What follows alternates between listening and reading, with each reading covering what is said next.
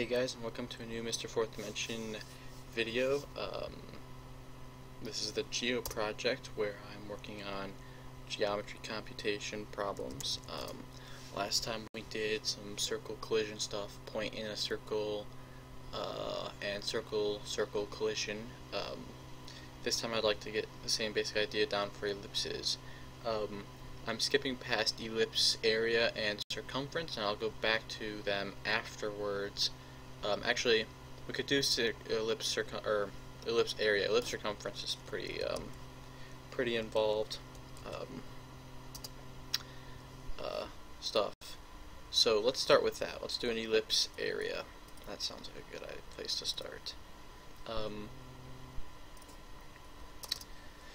So to find the area of an ellipse, it's gonna be kind of like finding the area of a circle, but then we just have to scale it by the ratio between the long radius and the short radius. You'll see what I mean in a minute.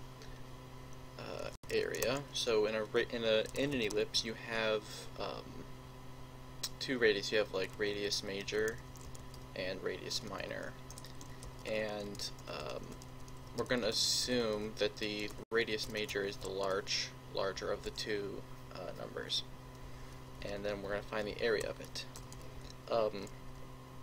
So the way to do this is first you would do what you would normally do to find the area of the circle if it's of a circle whose radius was radius minor.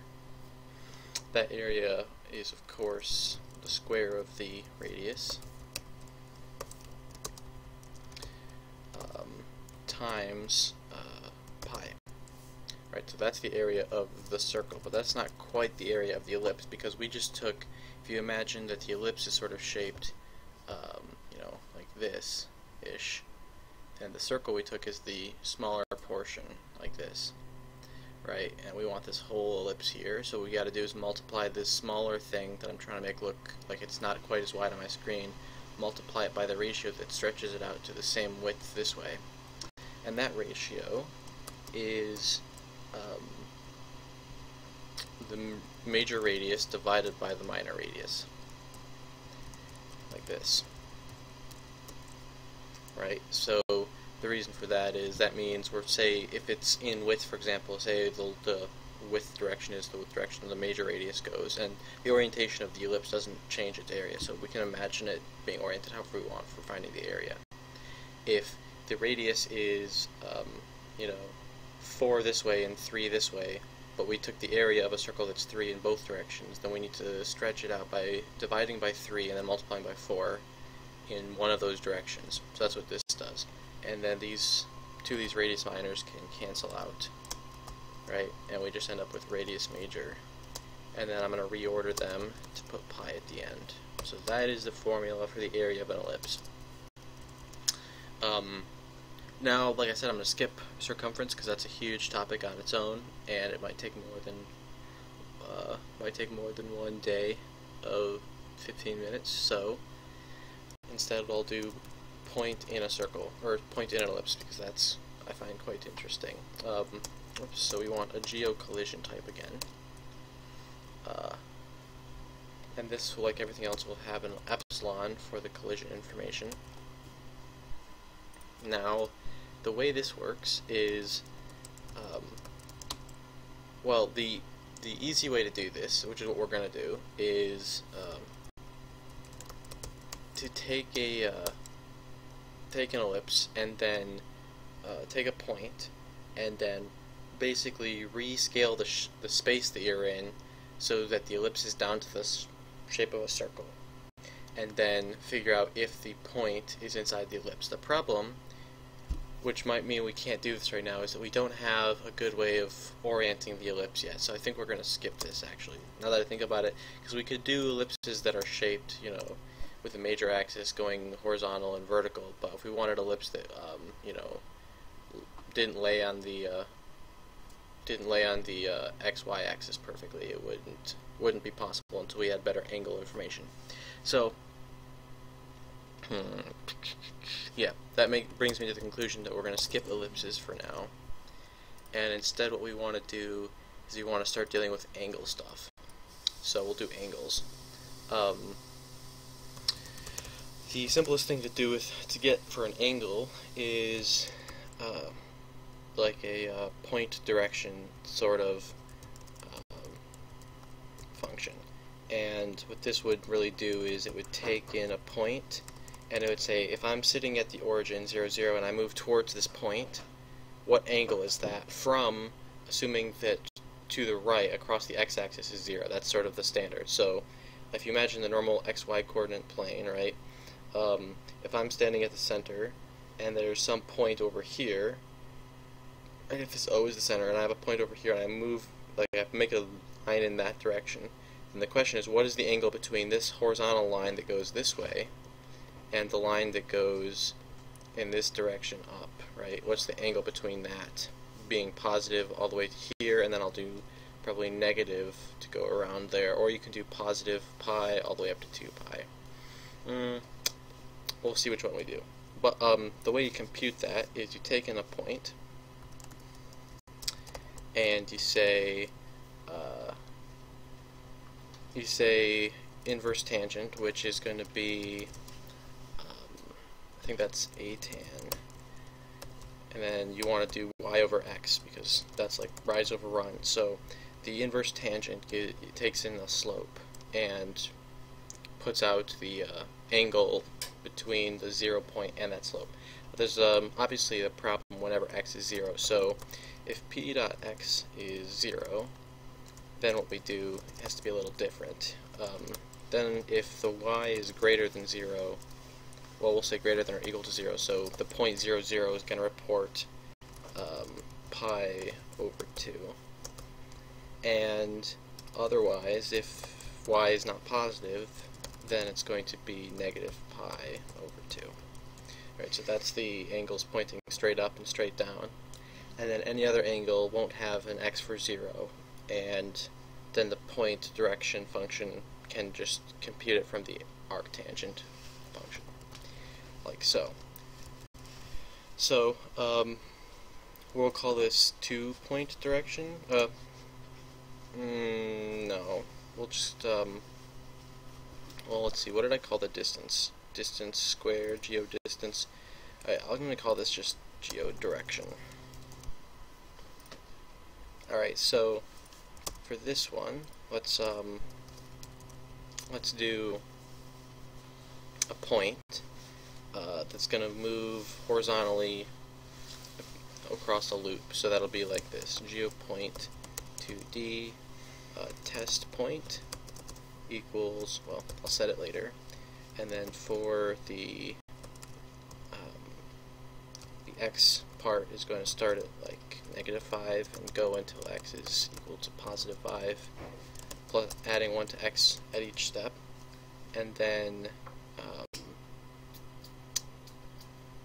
then what you do is set the x and y inside the point. So the x will just be this x divided by 1 point f to convert it to float. Well, we can just convert it manually.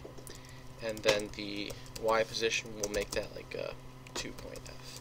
And then we're going to ask for the points, or the direction of each of these. So angle, right, equals geodirection to the point, not text point, it should be test point, to the test point. And then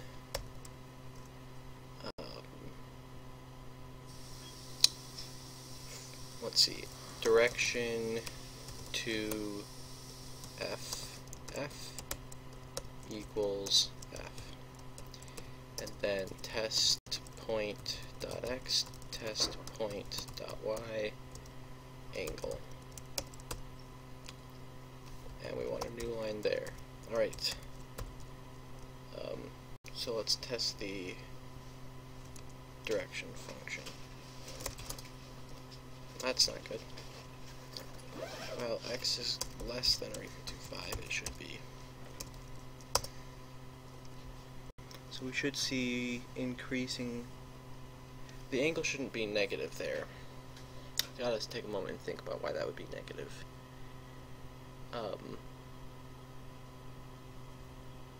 The x part is negative, the y.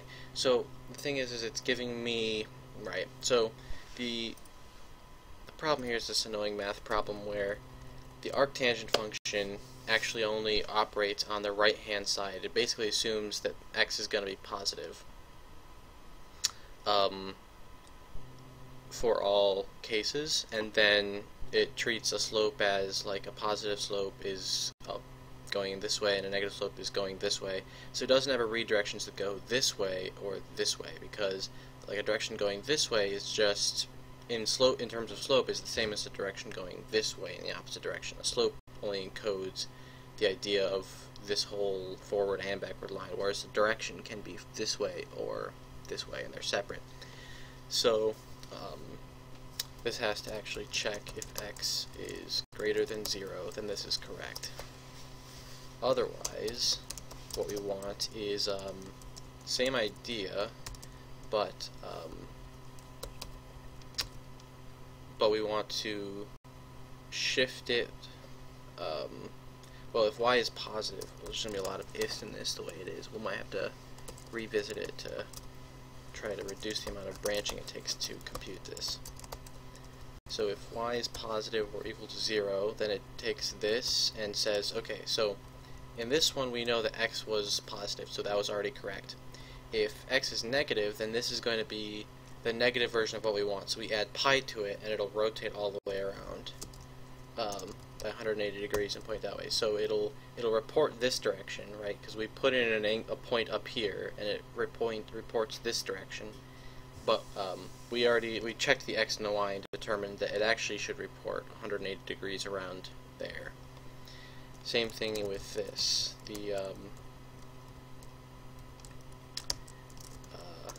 Except we subtract by negative pi, because in this case the x is negative and the y is negative, so it's looking at a positive slope and it's thinking it's this way, but really we want it to be this way, and whenever it's down here we want it to be negative, so we don't want to add pi to get there, we want to subtract pi to get there.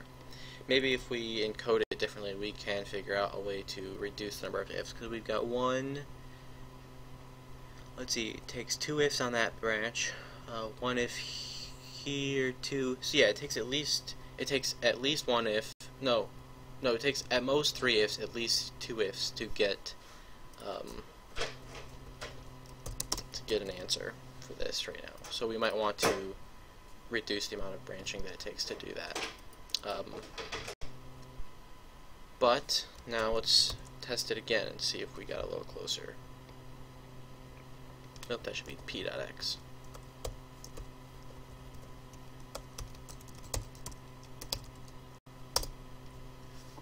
There we go, so now that's getting closer to pi as it's over there, and closer to 0 as it moves over there. Okay, a few other things I want to test. Let's test the negative y situation. So hopefully these are all negative and getting closer to 0. Yes, okay, cool.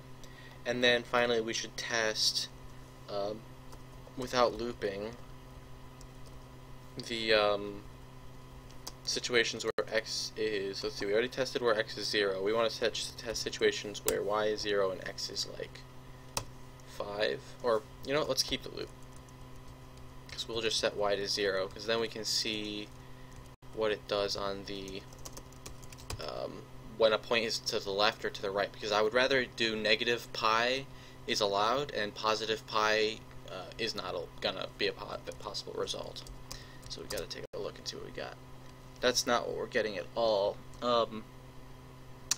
Let's see. It's giving us positive pi for the situation where x is negative and y is 0. Let's see, x is negative, x is greater than 0, y, okay, so take away this equal sign and we should get the negative pi instead of the positive pi. There we go. Why are we getting a positive half pi there? What should that be? I'm not sure what, I think 0, 0 is, you don't really care what that is encoded as in some sense, but the fact that that it's sort of like in this continuum, right? It seems to me like maybe encoding that as negative is better now that I look at it. So that means we want y greater than 0 there. Okay. Yeah, I think that's the way we want it. I think that is enough for this time, so hope this has been cool. We might need to improve this function next time, but I'll see you guys next time.